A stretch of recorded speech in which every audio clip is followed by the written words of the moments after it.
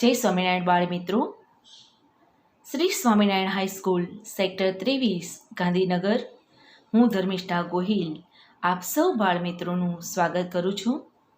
સામાજિક વિજ્ઞાન ધોરણ 10 પ્રકરણ નંબર 4 ઇતિહાસ વિભાગમાંથી ભારતના સાહિત્યિક વારસા વિશે મિત્રો આપણે અગાઉના 2 લેક્ચરમાં વિશેષ માહિતી પ્રાપ્ત કરી હતી. આજે આપણે મધ્યકાલીન સાહિત્ય વિશે વિસ્તૃત માહિતી પ્રાપ્ત કરીશું. મધ્યયુગના આરંભમાં ઉત્તર ભારતમાં સંસ્કૃત ભાષા એ સાહિત્યની ભાષા બની રહી. આ સમય દરમિયાન કાશ્મીરમાં 2 મહાન ગ્રંથો લખાયા, જેમાં સોમદેવનો કથા સરિત સાગર અને બીજો ગ્રંથ કવિ કલ્હણનો રાજતરંગિણી. એમાં રાજતરંગિણી જે કાશ્મીરના ઇતિહાસને આલેખતો એક મહત્વનો ગ્રંથ છે. રાજતરંગિણી જેમાં કાશ્મીરના ઇતિહાસની મહત્વની બાબતોનું વર્ણન કરવામાં આવ્યું છે. સાચા અર્થમાં કહીએ તો રાજતરંગિણી એ ભારતનો સર્વપ્રથમ ઐતિહાસિક ગ્રંથ છે. મિત્રો, અહીં ખાસ નોંધ લેશો કે ઐતિહાસિક ગ્રંથ તરીકે જો પ્રશ્ન પૂછવામાં આવે તો તમારે કવિ કલ્હણના રાજતરંગિણી તરીકે યાદ રાખવા માટે અહીંયા ઐતિહાસિક અને રાજતરંગિણી એમ 2 શબ્દ મેં તમને આપેલા છે, જેના કારણે તમને ફરી ભૂલ થશે નહીં. તેવી જ રીતે સંસ્કૃતના સુંદરમાં સુંદર કાવ્ય ગ્રંથોમાં જેની ગણના થાય છે તે જયદેવ દ્વારા રચવામાં આવેલ ગીત ગોવિંદ. આ સમય દરમિયાન કેટલીક અપભ્રંશ એટલે કે ભૂલાઈ ગયેલી ભાષાઓ હતી, તેમાંથી આપણે આધુનિક ભારતીય ભાષાઓનો વિકાસ શરૂ થયો. પૃથ્વીરાજ રાસો જે હિન્દી સાહિત્યનો પ્રારંભિક ગ્રંથ છે. મિત્રો, મેં આગળ તમને જેમ વાત કરી કે ઐતિહાસિક ગ્રંથ કયો છે અને હિન્દી સાહિત્યનો પ્રારંભિક ગ્રંથ કયો છે. જો પ્રારંભિક ગ્રંથ હિન્દી સાહિત્યને લઈને પૂછાય તો તમારે પૃથ્વીરાજ રાસો જ દર્શાવવું.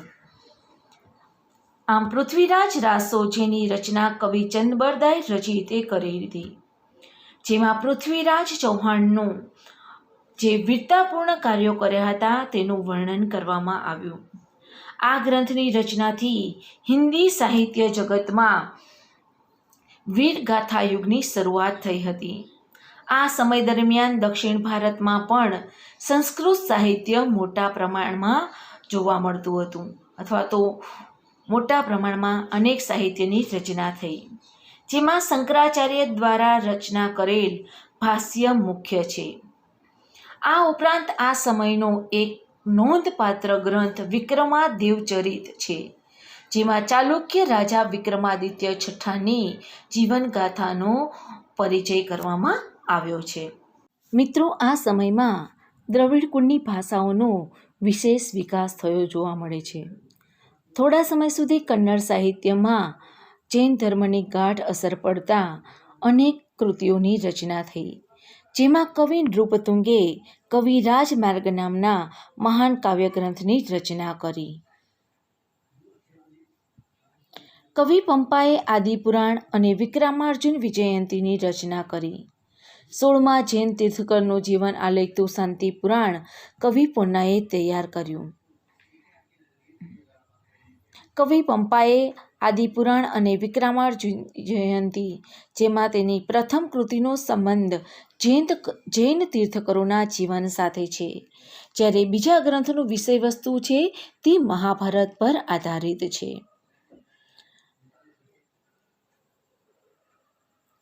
16મા જૈન તીર્થંકરનું જીવન આલેખતું શાંતિ પુરાણ કવિ પોન્નાએ તૈયાર કર્યું. આ ઉપરાંત રન્નાએ અજીતનાથ પુરાણ અને ગદાયુદ્ધ નામની કૃતિઓ પણ રચી. એ યુગમાં કવિઓ પંપા, પોન્ના અને રન્નાને પ્રારંભિક કન્નડ સાહિત્યની ત્રિમૂર્તિ તરીકે ઓળખવામાં આવે છે. કવિ કંબલે તમિલ ભાષામાં રામાયણની રચના કરી. આ ઉપરાંત તમિલ ભાષામાં અન્ય પ્રસિદ્ધ સાહિત્યની પણ રચના થઈ હતી. આમ મધ્યકાલીન સમયમાં તમિલ ભાષામાં અનેક પ્રસિદ્ધ સાહિત્ય થયેલું જોવા મળે છે. આપણે આગળ જોયું તેમ મલયાલમ ભાષામાં પણ સાહિત્ય રચવાની શરૂઆત થઈ હતી. દિલ્હી સલ્તનત કાળમાં ભારતીય ભાષાઓનો વિકાસ અને અનેક સાહિત્ય કૃતિઓની રચનાઓએ પણ મહત્વનું સ્થાન પ્રાપ્ત કર્યું હતું. હિન્દી ભાષામાં વ્રજ અને ખડી બોલીમાં પણ સાહિત્યની રચના થયેલી જોવા મળતી હતી. અને આ સાહિત્યની રચનામાં ભક્તિ ગીતોની રચના થઈ. રાજસ્થાની ભાષામાં જે હિન્દી અને ગુજરાતી ભાષા સાથે મળતી આવતી તેમાં પણ અનેક વીરગાથાઓ લખવામાં આવી. આ મધ્યકાલીન યુગની રાજસ્થાની ભાષામાં આલ્હા, ઉદલ અને બિસલદેવ રાસો આ સમય દરમિયાન રચાયેલી જાણીતી વીરગાથાઓ છે. આ ઉપરાંત અન્ય આધુનિક ભારતીય ભાષાઓમાં પણ સાહિત્યની રચના કરવાનું શરૂ થયું.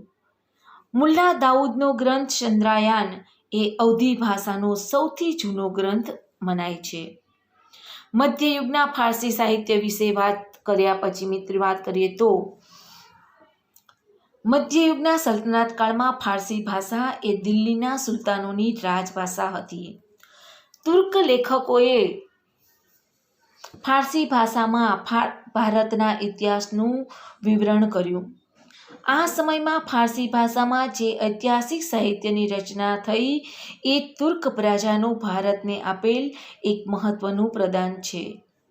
આ સમયના ઇતિહાસકારોમાં જિયાઉદ્દીન બર્નીએ તારીખે ફિરોઝશાહી અને ફતવાએ જહાંગીરી નામનો ગ્રંથ લખ્યો, જેમાં ફિરોઝશાહીમાં એ વખતે જે 5 વંશો હતા તેમાં ખલજી અને તુગલક વંશના રાજ્યનું વિસ્તૃત વર્ણન કરવામાં આવ્યું છે. તેવી જ રીતે ફતવાએ જહાંગીરીમાં રાજકીય બાબતોના જે સિદ્ધાંતો હતા તે સિદ્ધાંતો ઉપર ગ્રંથની વાત કરવામાં આવી છે.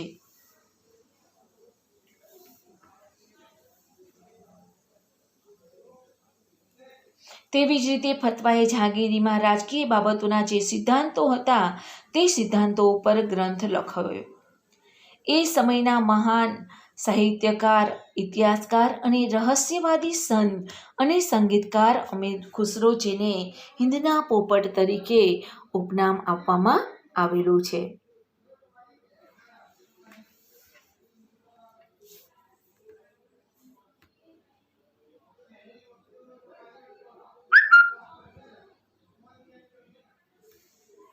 જેમણે અનેક કૃતિઓની રચના કરી, જેમાં આશિક, નૂર, સિપિહર અને કુરાતુલ સદાયન નામની કૃતિઓ રચી. આ ઉપરાંત તેમણે અનેક કાવ્ય ગ્રંથોની પણ રચના કરી છે.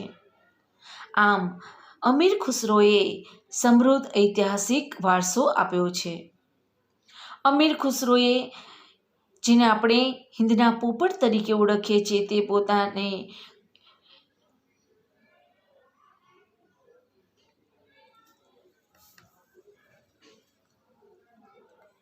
એટલું જ નહીં, તેને પોતે ભારતીય છે તેનો ખૂબ જ ગર્વ હતો. એ પોતે ભારતને પૃથ્વી પરનું સ્વર્ગ ગણાવતો હતો. તે દિલ્હીની આજુબાજુમાં બોલવામાં આવતી ભાષાને હિન્દવી કહેતો અને તેને પોતાની માતૃભાષા ગણાવે છે. આ ભાષામાં તેણે અનેક કવિતાઓની રચના કરી હતી. અમીર ખુસરોએ જે પુસ્તકોની રચના કરી હતી તેમાં ખાસ કરીને ભારતનું વાતાવરણ, તેની સુંદરતા, તેની ઇમારતો અને તેમાં જ્ઞાન વિજ્ઞાનની ખૂબ જ પ્રશંસા કરી છે. તેઓ માનતા કે હિન્દુ ધર્મનું જે સારત્વ છે તે અનેક રીતે ઇસ્લામ સાથે મળતું આવે છે. તેમણે ફારસી અને હિન્દી ભાષાને ભેગી કરી દ્વિભાષી ચોપાઈઓ અને દુહાઓ પણ રચ્યા.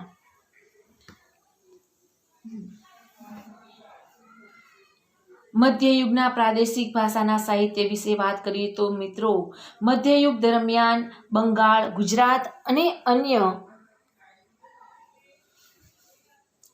રાજ્યના સુલતાનોએ સ્થાનિક ભાષા અને સાહિત્યને ઉત્તેજન આપ્યું.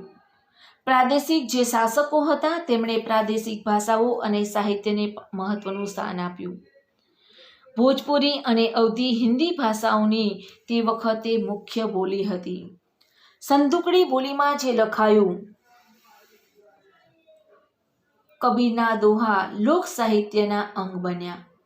સમય દરમિયાન મલિક મુહમ્મદ જાયસીએ પદ્માવત નામનું મહાકાવ્ય રચ્યું હતું, જે અવધી ભાષામાં લખાયું હતું. સંત તુલસીદાસે રામચરિત માનસ નામનો સુપ્રસિદ્ધ ગ્રંથ આ સમયમાં જ લખાયો. આ સમયમાં અવધી ભાષાના બીજા અનેક કવિઓ પણ થયા. સૂફી સંત શેખ બુરહાનના શિષ્ય કુતુબને મૃગાવતી નામનો ગ્રંથ લખ્યો હતો. મધ્યયુગમાં હિન્દી ઉપરાંત બીજી ભાષાઓમાં પણ સાહિત્ય રચાયું.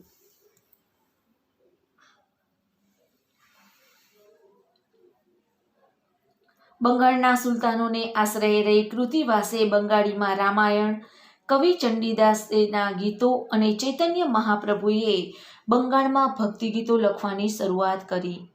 નરસિંહ મહેતાએ ગુજરાતીમાં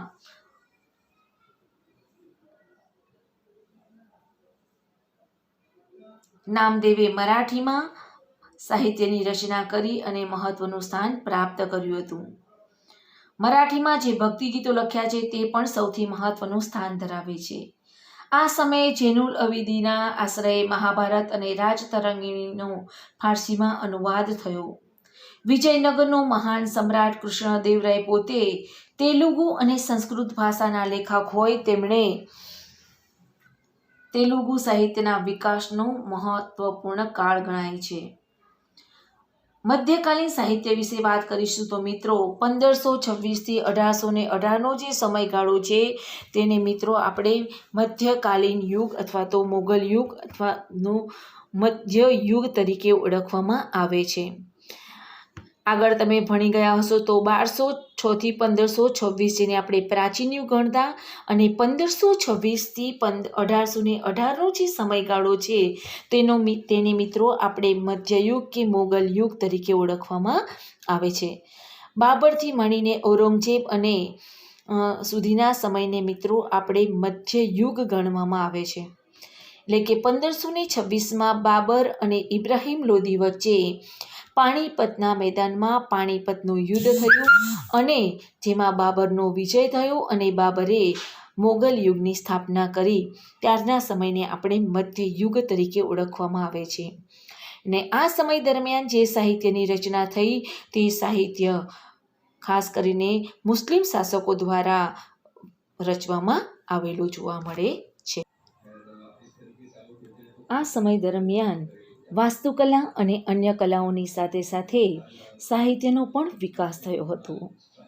પહેલો મુઘલ સમ્રાટ બાબરે તુર્કી ભાષામાં તુઝુકી બાબરી નામે આત્મકથા લખી, જેનું ફારસીમાં બાબરનામા નામથી ભાષાંતર કરવામાં આવ્યું. હુમાયુની બહેન ગુલબદન બેગમે હુમાયુનામા લખ્યું. જહાંગીરે તુઝુકી જહાંગીરી નામની આત્મકથા લખી. ઔરંગઝેબ જે સિદ્ધહસ્ત લેખક અને બહાદુર શાહ જફર એક ઉર્દુ કવિ હતા.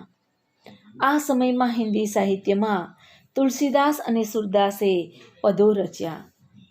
મહાન કવિ કેશવદાસે પ્રેમ અને વિરહના વિષય પર પણ સાહિત્યની રચના કરી. રહીમના દોહરા પ્રસિદ્ધ છે. આ સમયે અબુલ ફઝલે આઈને અકબરી જે એક ઐતિહાસિક કૃતિ તરીકે આ ગ્રંથ ઘણો જ મહત્વનો છે અને અકબરનામા લખ્યું.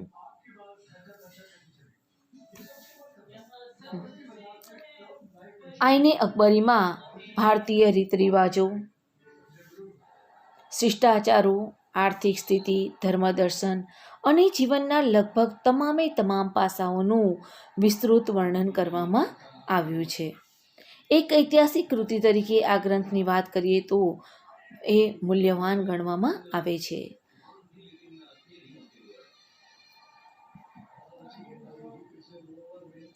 ફૈઝીએ અનેક સંસ્કૃત ગ્રંથોના ફારસીમાં અનુવાદ કર્યા.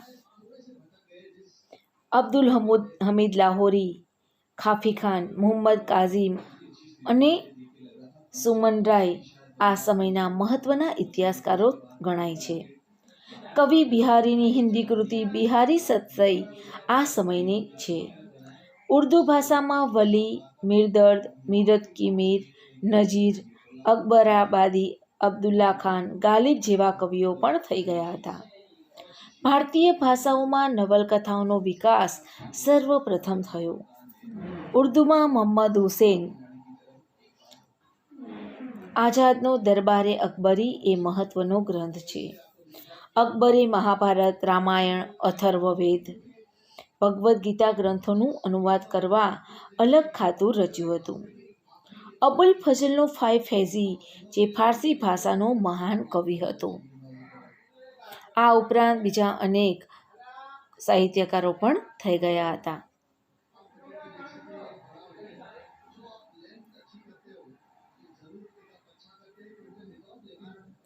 ઉર્દુ ભાષા સમકાલીન સંસ્કૃતિના સમન્વયનું ઉદાહરણ બની.